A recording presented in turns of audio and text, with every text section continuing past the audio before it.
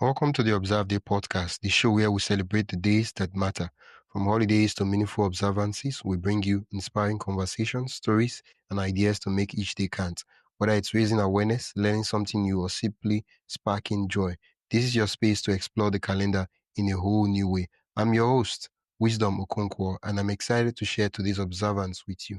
Let's dive in. This week, on the Observe Day podcast, in celebration of National Recovery Month, we're joined by Becca Williams, an emotions therapist, registered dietitian, and plant medicine guide, who's redefining what emotional recovery truly means. Becca's work bridges ancient healing traditions and modern neuroscience to help people break free from emotional pain and trauma through a practice called emotional liberation. She guides individuals to process difficult emotions and integrate plant medicines, including psilocybin, microdosing, as tools for inner healing and self-discovery. With over 2 decades of experience, Becca has become a voice of truth and transformation, helping people turn emotional suffering into a gateway for spiritual growth and authentic living. In this episode, we explore how recovery can be more than surviving, it can be awakening. Welcome to the podcast, Becca. Thank you, Wisdom. That's a beautiful introduction and is right on.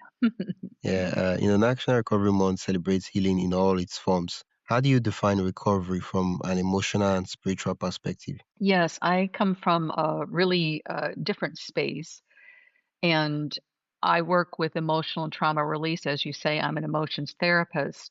And the essence of that is that I help stressed and stuck and traumatized people process and release self defeating emotions and the pain that goes along with it so they can effectively and I'll say gracefully handle any personal or interpersonal situation. So the bottom line is that I support people in becoming emotionally resilient. And then, as I like to say, when we're emotionally resilient or begin to become emotionally resilient, we can surf the waves of uncertainty with grace and perseverance. And that's everything, your personal relationships, your professional relationships, and most importantly, your inner relationship with yourselves. And it helps individuals cultivate their inner clarity and psychological flexibility that's necessary to engage with also psychedelic experiences in a meaningful and intentional way.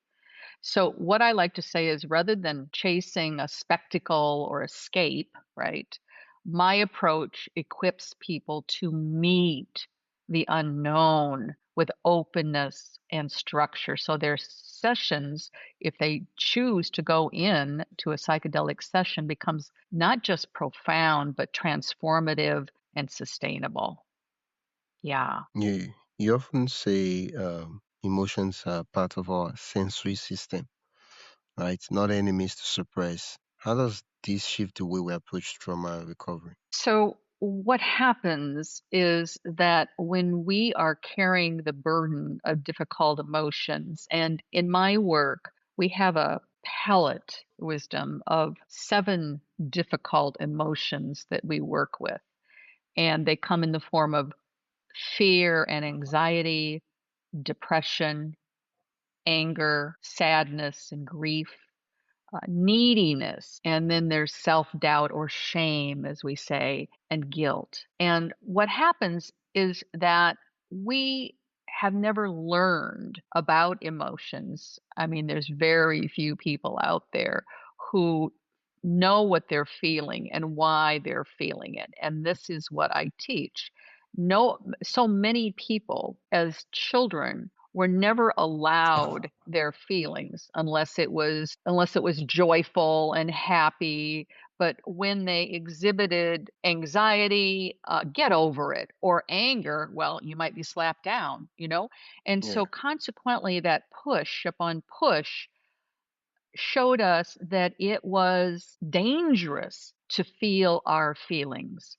And so when we get anxious or when we get depressed or angry or sad or we're feeling shame, that emotion comes up and it feels awful. And that's why we have so many distractions, particularly the phone, right? Yeah. Oh, where we're scrolling just to get our mind off of what we're feeling. And so in this work, I use a multidisciplinary approach that engages both the brain and what we know from Western science and the intuitive. And we draw from my work, it draws from Hinduism. And so the ancient arts and movement and breath work and expression, and so that we stir that feeling up and we stay with it. It's important we stay with it in my work and we move it up so that we can process it and release it. Oh, can process it and release it. Since we're talking about releasing, what does, one of the terms you use is emotional liberation. What does that mean? And I would love to see how that approach evolved through your own journey.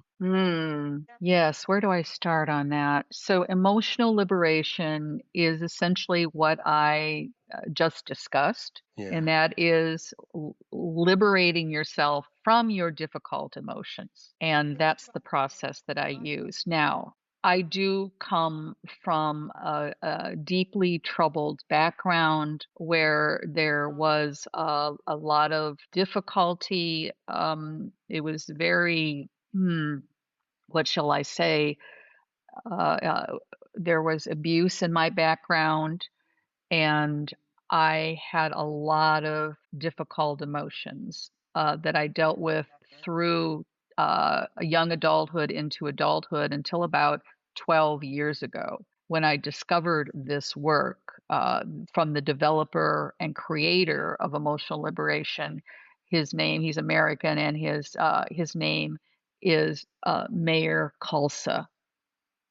And when I discovered this work, I was in a yoga class, Wisdom, and Yeah. there was a teacher who was new to it. And she was teaching from his book that was just released. And it was Kundalini inclined. And I was there for an hour and a half, and the feelings that came up were overwhelming, or would have been overwhelming had it not been for the practice that grounded me and allowed me to work with these emotions coming up. And it was just such a revelation. I felt so good after that. And believe me, I tried a lot of things during my adulthood. I studied Buddhism and practiced it. I studied and practiced Kabbalah, which is the mystical form of Judaism. I did a lot of mindful meditation, which is, sitting in quiet and being prepared for what comes up. And I could never do that. It was just the pounding thoughts all the time made it very difficult for me. And I think that if I just digress for a quick moment, mindful meditation is the big thing now on the scene in America. And I'm American, but I do live in Portugal, Yeah. and it may be in other parts of the world too. But I really believe the people who come to me say, "I agree with you. I can't do quiet sitting mindfulness meditation." So this work is very active, it's expressive, and there's a lot of movement to it. So when we come from a very frenetic and busy world and are told to sit down and shut up and meditate, that's pretty hard. And so this work really brings you in from the busy world, and you sit down, and then our work is done seated, so you're not dancing. There's people, a lot of men in particular, don't like to dance. Yeah. And this is not about that. We're actually working it basically from the waist up. So there's a lot of movement, but it's in a different way, and it's a very focused way. So that surprised me, and I went on to study with my teacher for another 4 years to become a facilitator of emotional liberation. I'm one of the very few in the world who do this work. Before we dive deeper, I'd love to invite you to join the Observe Day newsletter. Every week, I send you highlights of upcoming observances, creative ways to celebrate, and behind the scenes extras from the shows. It's the perfect way to stay inspired and never miss a meaningful moment. Sign up today at observeday.com/join. That is observeday.com/join. Now, let's get back to the conversation. Wow. Oh. Ooh. You do integrate, during the intro, I I was reading a drug psilocybin. What's that, and how does that play into the recovery we're talking about? Excellent question. And let me back up on that because I also employ cannabis, and actually I have regular cannabis elevation ceremonies. If anybody's interested, they can go to my website. And what happens? Well, let me back into this wisdom because when I was in college, in another lifetime, it seems Yeah, that far back, someone turned me on to cannabis.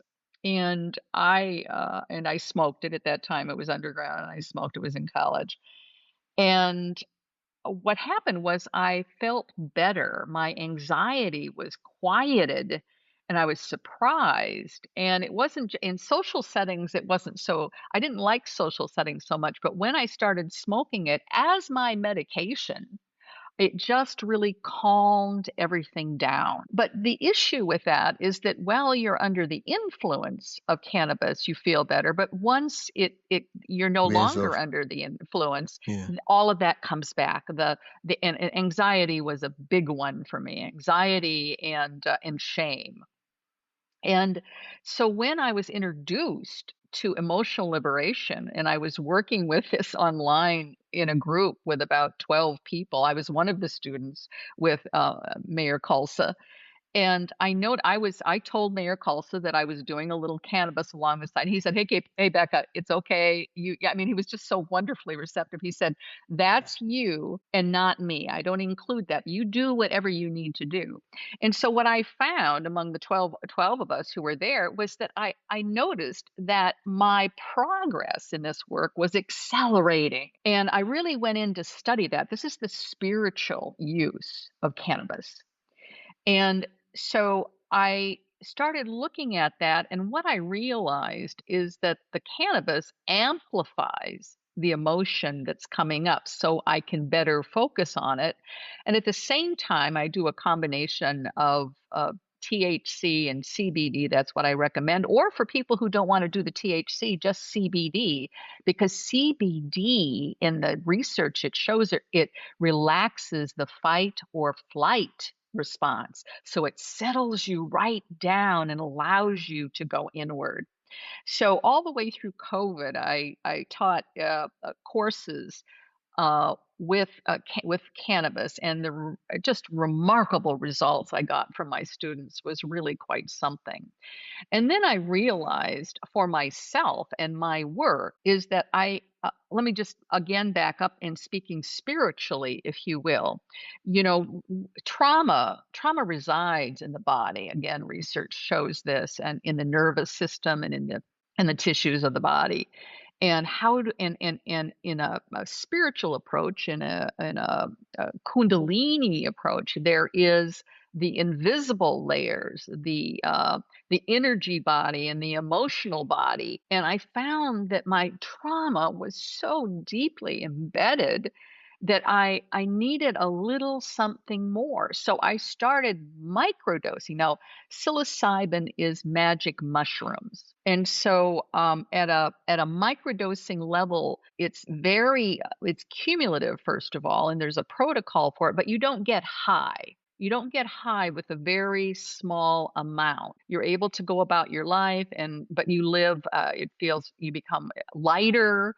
Uh, Things are brighter. You're a little more positive, and so I started incorporating that in my personal work, and really just jolted my progress along. So I always experiment before I bring it to my students, and so then I started offering the work with the psilocybin microdosing.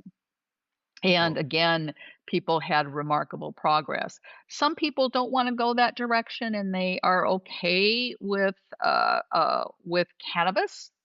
And so I always allow the option, and people can do this work without anything at all. That's what Mayor Paulson did. But again, I saw the progress accelerated with these plant medicines. Yeah.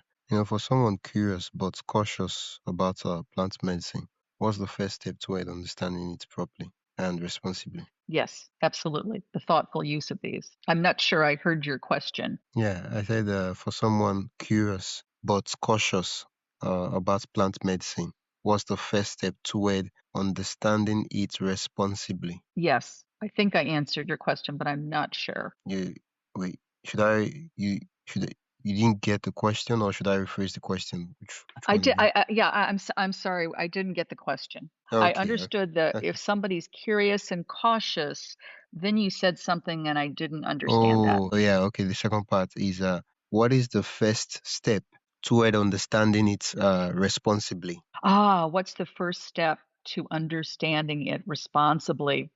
Yeah, yeah. It comes from many directions. Um, I always tell people to come and be with me first to get a baseline. And that means, what does it feel like without any plant medicine at all? And then try the cannabis and see how it feels so you can compare the two.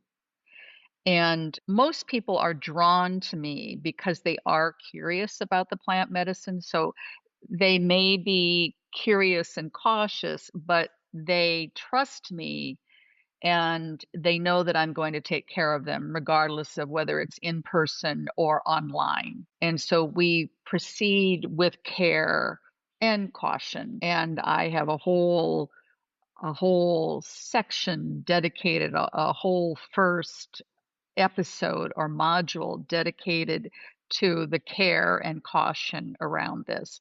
The beautiful part about cannabis is that unlike psychedelics, even if you take too much, you just wait and and you come down and then you're straight. You know, there's no ongoing issues about it and you can try again. I remember one student, an older woman, who said she was taking people don't smoke it all, people do smoke it, they vape it, they do tinctures, and she had a tincture and she Oh, was going to go into practice, and she took her a couple of drops and then she said there was just a little in the bottle left, not enough for another application, so she just tipped it over and drank it, and she got so stoned. And she said she just, she got so stoned and that she just had to quiet herself and then eventually go to sleep. And then, yeah, you get up and, you start a new day. And so there's that, but that's the caution, is that you always take care. And edibles also. People come to me who have never done it. People come to me who are experienced with the medical use or the what we call recreational use or adult use of cannabis, and say, I want a different relationship with cannabis. And so they come into my classes, my courses, to establish that. yeah. Wow, wow. You mentioned that emotions, when understood, guides rather than obstacles. Can you share a rich story or example of that transformation? And ask the question again for me, Wisdom. Okay. You mentioned at the very beginning of the episode that emotions, when understood, are guides rather than obstacles. Can you share a rich story or example of that transformation? Yes, I can share my own story, Okay. because what we learn is, so it's both engaging the mind and then engaging the intuitive. So with the mind, we talk about the various emotions and what they mean, and then we go into practice and we experience them so that we can start having a common language. Because we had talked about what was it, the stress, right? We had talked about stress and it's the observance, right, of stress. I don't remember what the name you called it. Do you have that handy? The Stress. observation. Oh, I said it's obstacle. Yeah. Yes, it's an obstacle, and stress. Let me see. Hang on here for a moment. You said that we were observing the observance of national stress something or other. Recovery, recovery, Do you recovery. That's recall? what I said. Okay. Yeah. If you want to start there. So we're observing National Stress Recovery Month or Day. And Yeah. what I have to say is that stress is is a catch-all term when we're feeling a mix of emotions and we don't know what they are. And so we go, "Oh, I'm so stressful. I'm so stressed out." And that's a placeholder for anything I'm feeling that is bad. And so what we learn in this work is that stress is a cocktail of emotions. What is stress? Well, I may be upset, I may be anxious, I may have a lot of self-doubt. I may be sad, and I'm so stressed, quote unquote. So stress is a word that we really need to parse through so that we can understand what we're feeling. So I want to come back to your original question about why it's a guide. So when we think with the mind, and the mind is always asking, what's going on? So we feed the mind what these emotions, these difficult emotions are, and why they're usually here. And then we go into our practices to touch the intuitive, to touch the heart or the gut or the soul. So we're in touch with our soul, that inner knowing. And we tap into that inner knowing, asking, okay, I am so anxious. Why? What is it? So then we identify, this is anxiety. Why is it coming up? And we mostly rely on the brain, and the brain just turns and turns and ruminates, has no idea. So we have to drop into these practices to be in touch with why. What are we feeling and why are we feeling it? And that's where the guidance of emotional liberation comes. Sure, I make it really easy, Wisdom, for people to find me. And all they have to do is go to my website. And my website is myname.org. So it's beccawilliams.org. And you're able to find everything that I offer. You're able to be in touch with me. I offer courses, I offer one-to-one sessions, I offer retreats, masterclass courses, and of course, That's it for today's episode of the Observe Day podcast. Thank you for spending your time with us as we explore today's observance. If you enjoyed this episode, be sure to subscribe wherever you listen to podcasts and share it with a friend who'd love to celebrate life's special days too. Don't forget to join the newsletter at observeday.com/join for more observance stories, tips, and updates. Until next time, keep finding meaning in every day.